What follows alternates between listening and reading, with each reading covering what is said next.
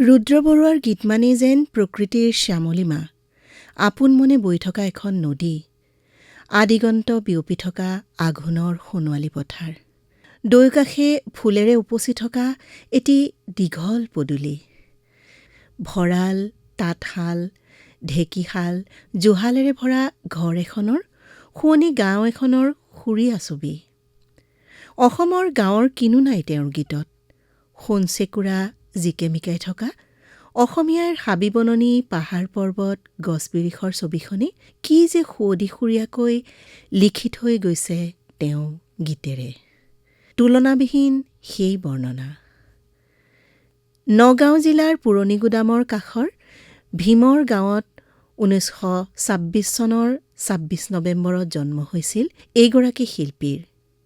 ৰজাঘৰীয়া খিতাপ পোৱা কঁহাৰ বাখৰ বৰুৱাৰ পৰিয়ালৰ বংশধৰ হিচাপে পৰিচিত বৰদাকান্ত বৰুৱা আছিল তেওঁৰ পিতৃ।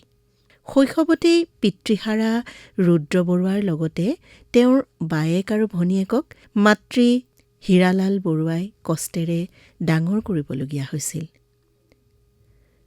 জীৱনে লৰালিতেই সংগ্ৰামৰ সৈতে পৰিচয় কৰোৱাৰ পিছতো অশেষ যত্ন কৰিছিল পঢ়ি শুনি নিজকে প্ৰতিষ্ঠিত কৰিবলৈ। হাতে কামে চহা জীৱনটো পাইছিল বাবেই তেওঁ গ্ৰাম্য পৰিৱেশটো গীতেৰে তুলি ধৰিব পাৰিছিল অকৃত্ৰিম আৱেগেৰে। সেই গানবোৰ সেয়ে আছিল নিভাঁজ চহা পৰিৱেশৰ অনুপম একোখন ছবি। আমি কথা পাতিছিলোঁ তেখেতৰ পুত্ৰ ভাৰতীয় প্ৰশাসনিক সেৱাৰ অৱসৰপ্ৰাপ্ত বিষয়া স্বপ্ননীল বৰুৱাৰ সৈতে।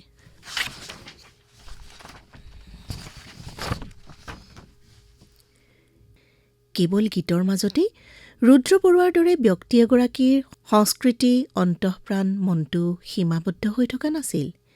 সীমাবদ্ধ নাছিল তেওঁৰ কৰ্মক্ষেত্ৰও। নগাঁও জিলাৰ এখন প্ৰত্যন্ত গাঁৱৰ পৰা আহি লোকসংস্কৃতিৰ সুবিশাল ক্ষেত্ৰখনলৈ তেওঁ আগবঢ়াই যোৱা অৱদানৰ বিষয়ে পৰ্যাপ্ত চৰ্চা হয়তো হৈ উঠা নাই এতিয়াও। আনুষ্ঠানিক শিক্ষাৰ সমান্তৰালভাৱে নিজৰ অঞ্চলৰ পৰা লাভ কৰা সাংস্কৃতিক পৰিৱেশৰ মাজেৰে তেওঁৰ মাজতো গঢ় লৈছিল এটি কলাসুলভ মন। ঘৰৰ কাষতে থকা নামঘৰৰ সত্ৰীয়া পৰিৱেশত ভাওনা, নাম প্ৰসংগ আদিৰ লগতে মাতৃৰ মুখৰ পৰা শুনা আইনাম, ধাইনাম আদিয়ে তেওঁক অনুপ্ৰাণিত কৰিছিল গীত লিখিবলৈ। আশৈশৱ দেখি অহা গ্ৰাম্যাঞ্চলৰ প্ৰাকৃতিক সুষমায়ো তেওঁৰ মন পথাৰত সৃষ্টিশীলতাৰ বীজ সিঁচিছিল। নিজৰ শুৱনি গাঁওখনৰ মন জুৰোৱা ৰূপ দেখিয়ে হয়তো তেওঁ এদিন লিখিছিল,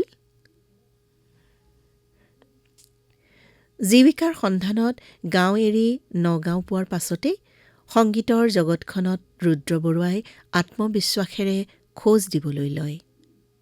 তেনেকৈয়ে এটা সময়ত তেওঁ পায়গৈ শ্বিলং। কালক্ৰমত জড়িত হৈ পৰে শ্বিলং অনাতাঁৰ কেন্দ্ৰৰ সৈতে। তেওঁৰ সংগীত প্ৰতিভা পূৰ্ণৰূপত প্ৰস্ফুটিত হ'বলৈ লয় শ্বিলঙতেই। ইটোৰ পিছত সিটো জনপ্ৰিয় গীত লিখি সুৰ কৰি অসমীয়া শ্ৰোতাৰ মাজত জনপ্ৰিয় হৈ পৰে ৰুদ্ৰ বৰুৱা নামটো। শ্বিলঙত থকা সময়তেই তেওঁ সুৰ কৰিছিল খগেন মহন্তৰ কণ্ঠত চিৰযুগমীয়া হৈ ৰোৱা কেশৱ মহন্ত ৰচিত কলৰে পাততে কাউৰী পৰে গীতটি। ৰুদ্ৰ বৰুৱাৰ গীতসমূহত অসমৰ লোকজীৱনৰে সংপৃক্ত হৈ থকা বিহুনাম, বনঘোষা, আইনাম, বিয়ানাম, বৰগীতকে ধৰি নানা তৰহৰ থলুৱা গীতসমূহৰ সুৰৰ প্ৰভাৱ আছিল স্বতঃস্ফূৰ্ত। অসমীয়া লোকসংগীতক দেশৰ সংগীত ক্ষেত্ৰখনত পৰিচয় কৰোৱাই দিবলৈ যত্নৰ ত্ৰুটি কৰা নাছিল তেওঁ।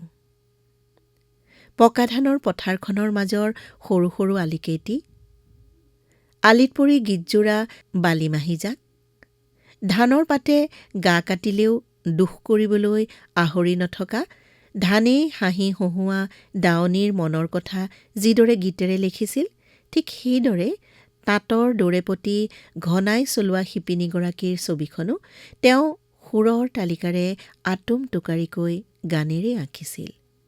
আঁকিছিল পৰৰ ঘৰে ঘৰে নাম গুণ গাই চুলি পকোৱা জেতুকীবাইৰ জীৱন গাথা।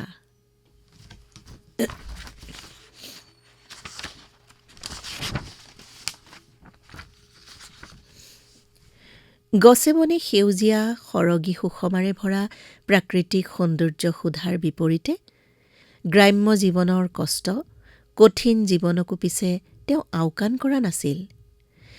গাঁৱৰ গুণগানেই কেৱল নহয়, চহা জীৱনৰ প্ৰাত্যহিক কাঠিন্যক পৰিহাসময় সুৰেৰে ফুটাই তোলা এই গীতটি জানো কাহানি বা পুৰণা হ'ব? কাহানি বা পুৰণা হ'ব? হওকেই বা গাঁৱৰ জীৱন খলা বমাৰে ভৰা। তথাপি অসমৰ গাঁৱতেই তেওঁৰ সৃষ্টিশীল মনটো জীপাল হৈ আছিল চিৰকাল। মনে প্ৰাণে অসম আৰু অসমৰ মানুহেই আছিল তেওঁৰ গানৰ প্ৰাণ।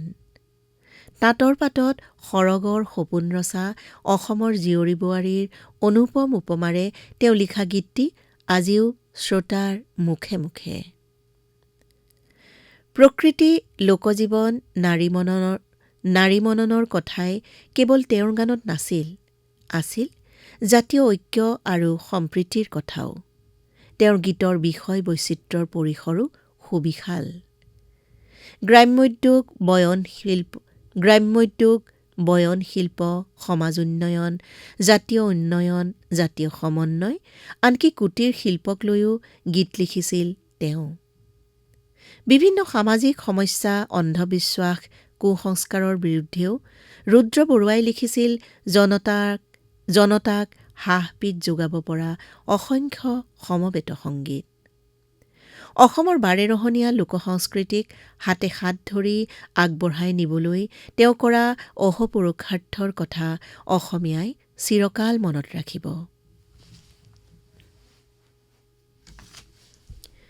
গীতৰ মাজেৰেই শ্ৰোতাৰ হৃদয়ত স্মৰণীয় যদিও ৰুদ্ৰ বৰুৱা কেৱল এগৰাকী গীতিকাৰ বা কণ্ঠশিল্পীয়েই নাছিল, মঞ্চ আৰু চলচ্চিত্ৰ অভিনেতাও আছিল তেওঁ।